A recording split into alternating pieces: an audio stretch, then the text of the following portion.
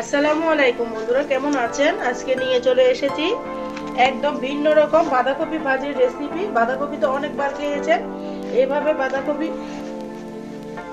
বাঁধাকপি এভাবে বাঁধাকপি ভাজি করলে কিন্তু সবাই আঙ্গুল চেটে পুরো খাবে, এতটা মজা। মাছ মাংস পেলে কিন্তু শুধুমাত্র এটা দিয়ে ভাত খাবে, এতটা টেস্টি, এতটা মজা। তাই বন্ধুরা, আমি কিভাবে এই রেসিপিটা করব সম্পূর্ণ ভিডিও দেখতে থাকুন, স্কিপ করবেন না। স্কিপ করলে হয়তো কোনো কিছু বাদ পড়ে যাবে, তখন বুঝতে পারবেন না। বন্ধুরা, এতটা সহজভাবে দেখাবো যে কেউ এই রান্নাটা রান্না করে নিতে পারবে। আর বাঁধাকপি আমার কাছে কিন্তু, বিশেষ করে আমার কাছে কিন্তু বেশি মজা লাগে রুটি দিয়ে, গরম ভাত দিয়ে। আমি যেভাবে দেখাবো এটা কিন্তু পোলাওয়ের সাথেও কিন্তু পরিবেশন করতে পারবেন। এতটা মজা, হেলদি একটা রেসিপি। যারা ডায়েট করেন তাদের জন্য কিন্তু অনেক উপকারী একটা রেসিপি হবে। তাই আমি বটির সাহায্যে কেটে নিচ্ছি। আমার কাছে কিন্তু কুচিটা আমি ছুরি দিয়ে তেমন করতে পারি না, সত্যি কথা বলতে বন্ধুরা। তাই আমি বটির সাহায্যে কপিটাকে সবসময় কাটি, তাই আপনাদের মাঝে শেয়ার করতেছি। দেখতে পাচ্ছেন একদম যতটুকু সম্ভব কুচি করে কেটে নেবেন। তাই বন্ধুরা, একটা লাইক দিয়ে সম্পূর্ণ ভিডিও দেখতে থাকুন, আশা করি আপনাদের কাছে অনেক ভালো লাগবে। আর কে কোথা থেকে আমার ভিডিওটা অন করেছে অবশ্যই ছোট্ট একটা কমেন্টসে বলবা। তোমাদের সুন্দর সুন্দর কমেন্টস পেয়ে আমার কিন্তু ভিডিও করার উৎসাহটা বেড়ে যায়। তাই নতুন নতুন ভিডিও নিয়ে আসে। আমার চ্যানেলে কিন্তু সম্পূর্ণ সহজ সহজ ভিডিও রেসিপি আছে। যারা রান্না করতে পারে না, আমার রেসিপি ফলো করে রান্না করলে তারাও কিন্তু অনায়াসে রান্নাটা সেরে নিতে পারবে। এতটা আর রান্নাটা হচ্ছে মহিলা মানুষের জন্য একটা আর্ট। তাই সহজভাবে দেখাই, আশা করি ভালো লাগবে। আমি অফ স্ক্রিনে সম্পূর্ণ কপিগুলো কেটে নিয়ে আসতেছি, দেখতে থাকুন, আশা করি ভালো লাগবে। বন্ধুরা, বাঁধাকপিগুলো কেটে দিয়ে আমি নিয়ে চলে এসেছি, দেখতে পাচ্ছেন। এই পর্যায়ে বাঁধাকপিগুলোকে আমি চুলার মধ্যে বসিয়ে দিচ্ছি।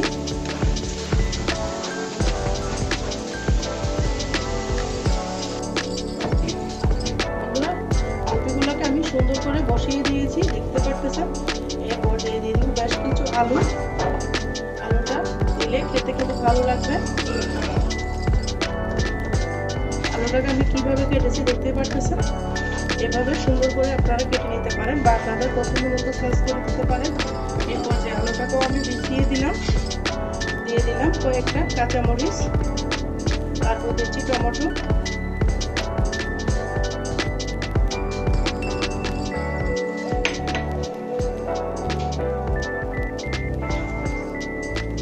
পর্যায়ে দিয়ে দেবো মটরশুঁটিগুলা,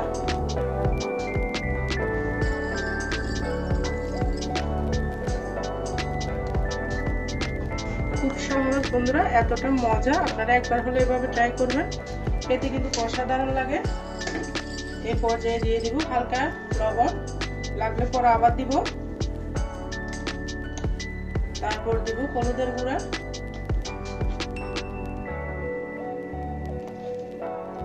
তারপর দেব সামান্য পরিমাণে লাল মরিচের গুঁড়া।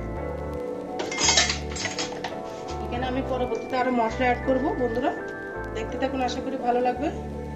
দিয়ে দিলাম সরিষার তেল। দিয়ে এই পর্যায়ে আমি চুলাটাকে ধরিয়ে দেবো। আপনারা চাইলে সেম প্রসেসে কিন্তু প্রেসার কুকারেও রান্না করে নিতে পারেন বন্ধুরা। এই পর্যায়ে দিয়ে দিলাম 200 মিলি পানি, দিয়ে সুন্দর করে আমি ঢাকনা দিয়ে রেখে দিব। পানিটা অবশ্যই দিতে হবে, আমি এখানে 200 মিলি পানি ব্যবহার করেছি। আপনারা চাইলে কম বেশি পানি ব্যবহার করতে পারেন। এতটা মজা, এতটা সহজ হইতে দেখাচ্ছি, আশা করি আপনাদের অনেক উপকারে আসবে, যে কেউ রান্না করতে পারবেন। এই পর্যায়ে আমি ঢাকনা দিয়ে রেখে দিলাম। কপিটা সিদ্ধ হওয়ার পর ফিরে আসতেছি বন্ধুরা, দেখতে থাকুন, আশা করি অনেক ভালো লাগবে। বন্ধুরা, এখানে দিয়ে দিচ্ছি কুসা সহ কয়েকটা রসুন কুচি, তারপর দিচ্ছি সামান্য পেঁয়াজ কুচি, দিয়ে আবার আমি ঢাকনা দিয়ে রেখে দিচ্ছি। দেখতে পাচ্ছি রসুনটাকে আমি কুসা সহ দিয়ে দিয়েছি, আর পেঁয়াজটাকে কুচি করে দিয়ে দিয়েছি। আবার আমি ঢাকনা দিয়ে রেখে দিব। কপিটা সিদ্ধ হওয়া পর্যন্ত অপেক্ষা করতে হবে।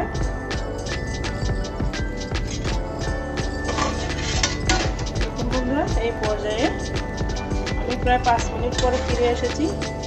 এটাকে নেড়ে চেড়ে দিব। সরিষার তেল দিয়াতে একটা ঝাঁঝালো ঘ্রাণ বের হয়েছে বন্ধুরা।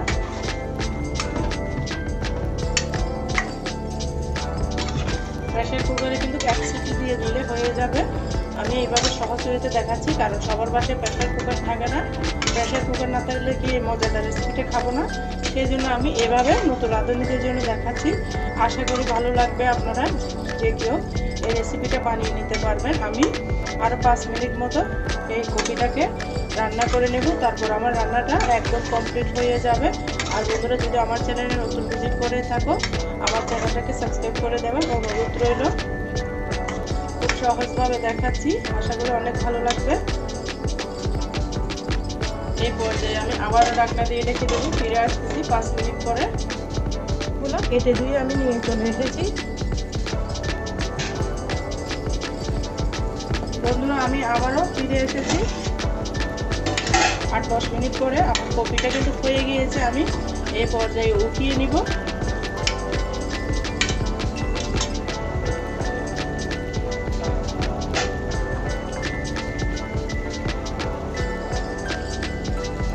টমেটোগুলোকে আমি সুন্দর করে বেছে নিয়ে নিচ্ছি, দেখতে পাচ্ছ। কাঁচা মরিচটাকেও আমি উঠিয়ে নিব। অনেক গরম, এই পর্যায়ে কিন্তু সাবধানে করতে হবে।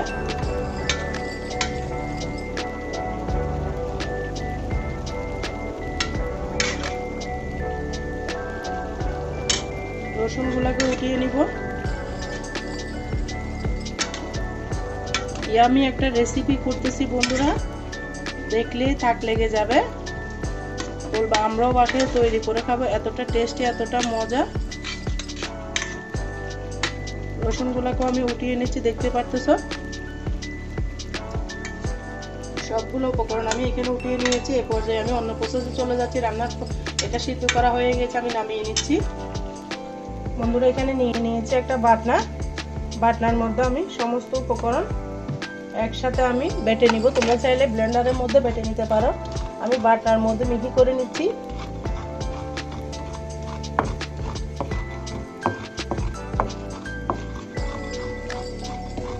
তোমরা চাইলে এখানে জিরা বাটা দিতে পারো, আমি জিরার গুঁড়ি দিব, সেই জন্য আমি আর জিরা বাটাটা দিলাম না। এই পর্যায়ে টমেটো আর রসুনটাকেও আমি মিহি করে নিব। রসুনের খোসাটাকে ছাড়িয়ে নিচ্ছি।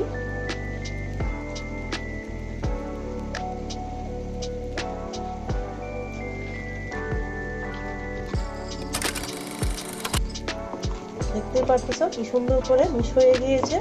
এটা যখন দিবে রান্নার একটা গ্রেভি আসবে সুন্দর।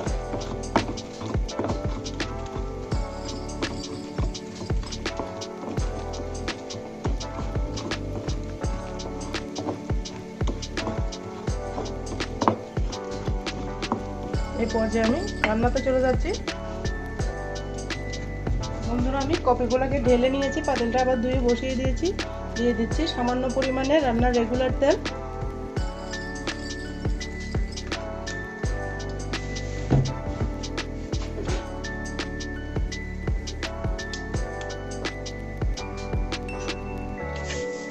দিয়ে দিচ্ছি এখানে সামান্য পরিমাণে পাঁচফোড়ন।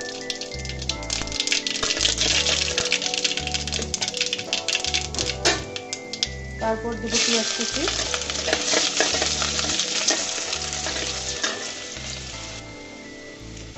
তারপর দিব 2-3টা শুকনো মরিচ,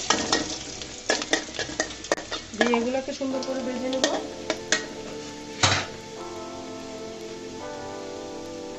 ভেজে নিয়ে হয়ে গিয়েছে, দেখতে পাচ্ছ লাল লাল হয়ে গিয়েছে।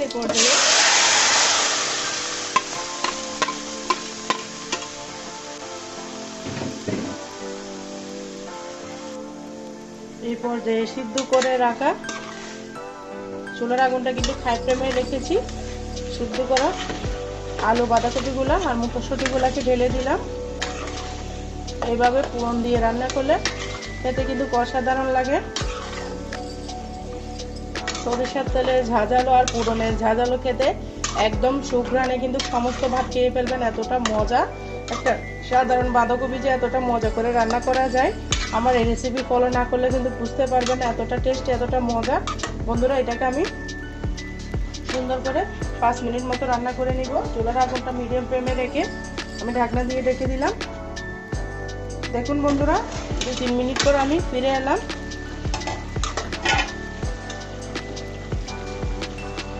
এই পর্যায়ে বাটনার মধ্যে বেটে রাখা রসুন, পেঁয়াজ আর টমেটোগুলোকে দিয়ে দিলাম, দিয়ে সুন্দর করে আমি নেড়ে চেড়ে দিচ্ছি। এটা দেওয়ার কারণে একটা সুন্দর ফ্লেভার আসবে বন্ধুরা।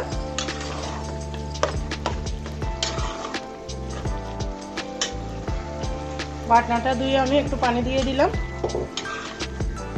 আর পানি লাগবে না, এটা দিয়ে কিন্তু আমার বাঁধাকপিগুলো সুন্দর হয়ে যাবে।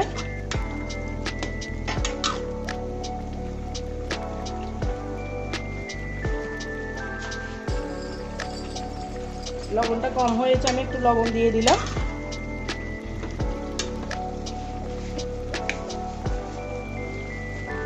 হাফ চামচ মতো চিনি দিয়ে দিলাম।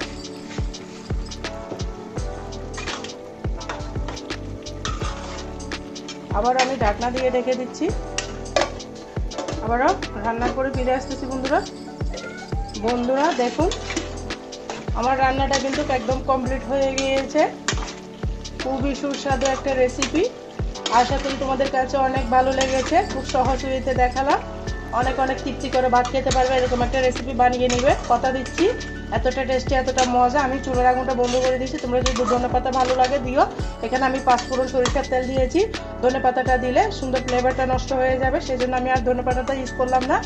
অনেক অনেক মজা, অনেক অনেক টেস্টি রেসিপি শেয়ার করেছি, আশা করি অনেক ভালো লাগবে। ভালো লাগলে লাইক কমেন্ট শেয়ার করতে ভুলবেন না। আজকের মতো আমি এখানে বিদায় নিচ্ছি, সবাই ভালো থাকবে, সুস্থ থাকবে। আল্লাহ হাফেজ, আসসালামু আলাইকুম রহমতুল্লাহি ওয়া বারাকাতুহু।